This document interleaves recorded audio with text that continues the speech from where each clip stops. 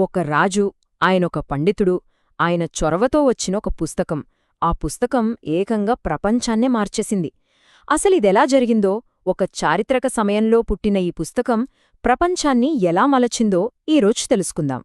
అసలు ఆలోచించండి, ఒకే ఒక పుస్తకం ప్రపంచాన్ని మార్చేయడమేంటి, మనం మాట్లాడే తీరును మార్చేయడమేంటి, ఎలా సాధ్యం? పదండి, ఈ ప్రశ్నకు సమాధానం వెతుకుదాం.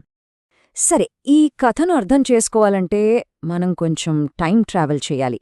వెనక్కి అంటే 17వ శతాబ్దం మొదట్లో ఉన్న ఇంగ్లండ్కి వెళ్ళిపోదాం.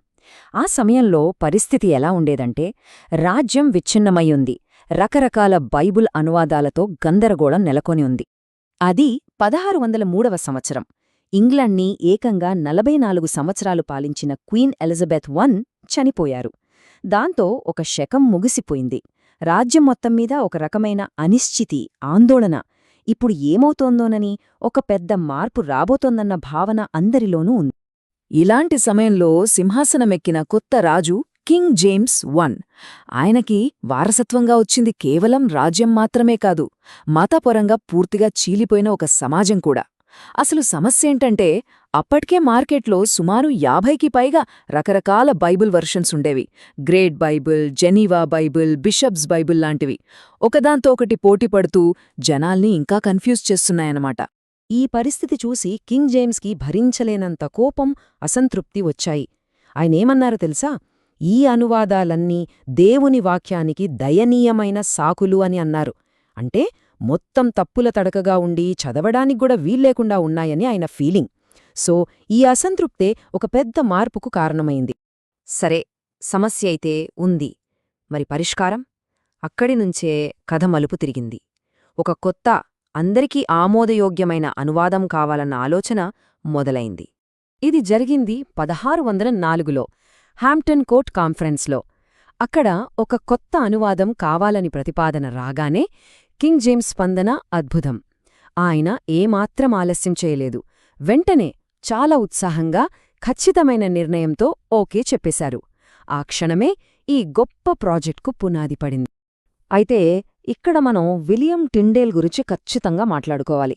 ఆయన్ని father of the English Bible అని అంటారు. ఆయన చేసిన కృషిని కింగ్ జేమ్స్ ఎంతగానో ఆరాధించేవారు. కాని పాపం, సామాన్యులకు బైబిల్ అందించాలన్న తన ప్రయత్నంలో టిండేల్ ప్రాణాలు కోల్పోవాల్సొచ్చింది. ఆయన్ని సజీవ దహనం చేశారు. ఇంకో విషయం ఏంటంటే, చనిపోయే ముందు టిండేల్ చివరిగా ఒక ప్రార్థన చేశారు. ప్రభూ, ఇంగ్లండ్ రాజు కళ్ళు తెరిపించు అని. వింటుంటే ఆశ్చర్యంగా ఉంది కదూ? చాలా ఏళ్ల తర్వాత కింగ్ జేమ్స్ తీసుకున్న ఈ నిర్ణయం అచ్చం ఆ అమరవీరుడి ప్రార్థనకు దేవుడిచ్చిన సమాధానంలా అనిపిస్తుంది. సరే, ఇప్పుడు కథలో మూడో భాగానికొచ్చేశాం. ఆ పుస్తకం తయారైంది, ప్రచురించబడింది. మరి దాని తర్వాత ఏమైంది? దాని ప్రభావం ఎలా ఉంది? ముఖ్యంగా భాష మీద అది ఎలాంటి చెరగని ముద్ర వేసిందో చూద్దాం. ఫైనలీ 1611లో ఆ మాస్టర్ పీస్ బయటకొచ్చింది. దాన్ని ఎవరికి అంకితం చేశారంటే, దాని పోషకుడైన, అత్యంత ఉన్నతమైన మరియు శక్తివంతమైన యువరాజు జేమ్స్కు. నమ్మలేం కాని, రిలీజైన కొన్నేళ్లలోనే ఈ కింగ్ జేమ్స్ వర్జన్, అదే కేజేవి, మిగతా అన్నింటినీ పక్కకు నెట్టేసి నంబర్ 1 అయిపోయింది. అక్కడితో ఆగలేదు. ఏకంగా అడుత 400 ఏళ్లపాటు ప్రపంచవ్యాప్తంగా ఇంగ్లీష్ మాట్లాడేవాళ్లందరికీ ఇదే ప్రామాణిక బైబిల్గా నిలిచిపోయింది. ఇప్పుడు చెప్పబోయే విషయం వింటే ఇంకా ఆశ్చర్యపోతారు. ఈ ఒక్క పుస్తకం ఇంగ్లీష్ భాషకి ఎన్ని కొత్త మాటలు, పదబంధాలు ఇచ్చిందో తెలుసా? 1 కాదు, 2 కాదు, 1000కి పైగా. మనం రోజూ వాడే కొన్ని మాటలు చూద్దాం. సాల్ట్ ఆఫ్ ది ఎర్త్ అంటాం, ఎ వుల్ఫ్ ఇన్ షీప్స్ క్లోదింగ్ అంటాం, the blind leading the blind. ఇలాంటివన్నీ ఎక్కడ్నుంచొచ్చాయో తెలుసా? అన్నీ ఈ కింగ్ జేమ్స్ బైబుల్ నుంచే. చాలామందికి ఈ విషయం తెలియకుండానే వీటిని వాడేస్తుంటారు. కేవలం భాషకే పరిమితం కాలేదు. ఈ పుస్తకం చాలా కుటుంబాల్లో ఒక భాగమైపోయింది. తరతరాలుగా దాన్ని దాచుకుంటూ ఇంట్లో జరిగే పెళ్ళిళ్ళు, పుట్టుకలు, మరణాల వివరాలన్నీ అందులోనే రాసుకునేవాళ్లు. అదొక పవిత్రమైన వారసత్వ సంపదలా మారిపోయిందన్నమాట. సరే, అంతా బానే ఉంది.